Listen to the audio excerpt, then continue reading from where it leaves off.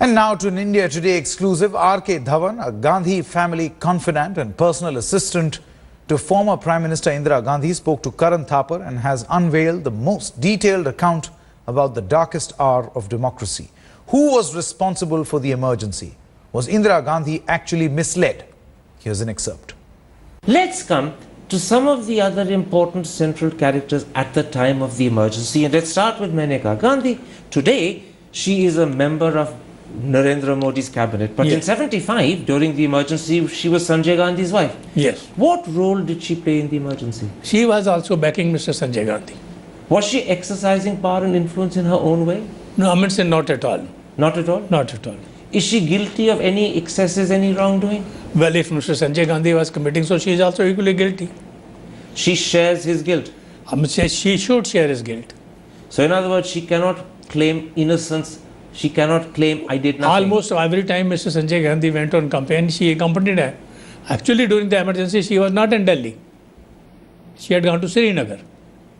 But later on, whenever he was having his program, ever visiting states, or whatever political work was it, she was fully aware of it. You're saying when the emergency was actually declared on the 25th of June, she was in Srinagar. That I do know. But after that, wherever Sanjay went, Maneka Gandhi went with him. Either went with him or knew where he was going and what was his plan. So, Maneka Gandhi was aware of Sanjay's role in the sterilization campaign. Yes. She was aware of his role in slum clearance and cleanliness. So far as my knowledge goes, she must have been fully aware of it. So, whatever guilt falls on Sanjay falls equally on Maneka Gandhi. I don't think there was any guilt on behalf of Mr. Sanjay Gandhi because sterilization was one part of his 5-year program. But let me put it like this.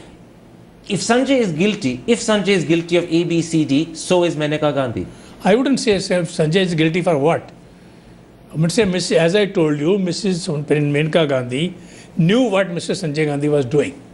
So I wouldn't say that he's guilty or not guilty. Okay, but she knew what he was doing. She had full knowledge of everything he was doing. According to my knowledge, she had full knowledge of what Mr. Sanjay Gandhi was doing.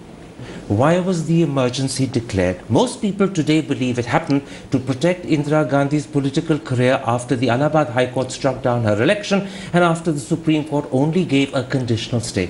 Can you accept that is the truth? Not at all. It is very unfortunate that this declaration of emergency is being linked with the Allahabad judgment. You know, now it's almost 40 years ago. Everything, all those things, articles and all that are appearing about emergency are only to mislead the youth of the country. Then why was the emergency declared if it wasn't to protect one woman? No, it's not a question. I'll tell you the circumstance. One has to go into the circumstances prevailing in the country before the judgment. At that time, if you look at this thing, as Indira herself said, there was a deep and widespread conspiracy ever since she introduced progressive measures. Truth of the matter, as revealed by Kumi Kapoor in her book The Emergency, is that Siddharth Shankar Ray, as early as the 8th of January 1975, some 5 months before the actual emergency, that is absolutely had written to Mrs. Gandhi suggesting an emergency was necessary. That is absolutely true. So you're saying to me that this whole build-up of developments, including Siddharth Shankar Ray's advice dated back to January 75, was in her mind, and this is the real reason why the emergency happened. No, then the second stage comes, the judgment comes, and after then there is a public meeting in Delhi, where the senior leaders, including Mr. Jayaprakash Ryan, gave a call to the army to mutiny. Well, not quite to mutiny. And army to rebel. No, let's not be fair. Let's be fair. Not to mutiny, but to disobey illegal orders. No, which is a different mutiny also. It amounted to mutiny. No country will tolerate that. This was on the night of the 25th. No, and they had announced a program of garaos, dharnas, and agitations all over the country from the 29th. Okay. This I understand. Let me then move on. Who gave her the idea to declare an emergency on the night of the 25th? Was it an idea that came to her herself, or was she encouraged, perhaps even pushed by Siddharth Shankar Ray? I am telling you right from the beginning, for the last at least 1 year before the judgment, she was under a lot of pressure to take some drastic steps. From Siddharth Shankar Ray in particular? From Siddharth Shankar Ray particularly, this group.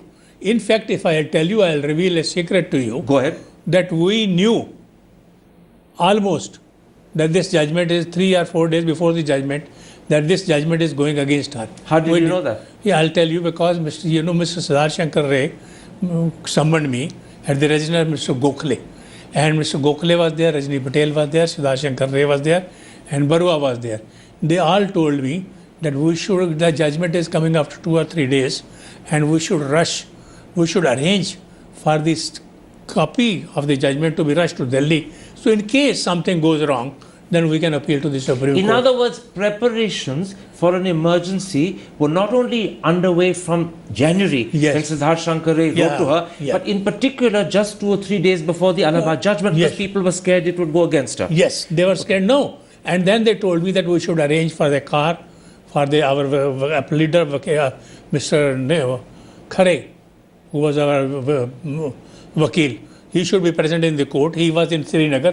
I had to contact him, Mr. So everything Srinagar. had to be done speedily to make sure that the Yes. judgment came back to Delhi, Yes. so that Mrs. Gandhi could then act. Yes. Let's now come Yes. to the night of the 25th of June 1975. Yeah. You were there Yes. when Siddharth Shankar Ray and Mrs. Gandhi went to meet the president. Yes.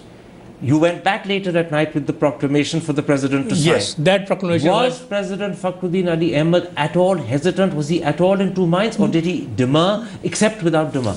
not at all. He was not at all hesitant. Actually, in the evening when Mr. Siddharth Shankar Ray and the Prime Minister went to see Mr. Fakhruddin Ali Ahmed, they convinced him about, first Mr. Siddharth Shankar Ray went to see the President in the morning. Then later Prime Minister and Siddharth Shankar Ray went together in the evening. And you were there? I was there. At that time, Mr. Fakhruddin Ali Ahmed agreed that he will sign the proclamation, which will be drafted by Mr. Siddharth Shankar Ray. So Siddharth Shankar Ray personally drafted the proclamation? Personally drafted the and proclamation. the President told him to do so? Yes, President told him to do so. And the President had no hesitation in declaring an Absolutely. emergency? When I went to him, actually the President was waiting. So these stories that we heard that Fakhruddin Ahmed was in two minds, that he was hesitant, that he had to be pushed, those are not true at all? Absolutely false. There is no truth in it.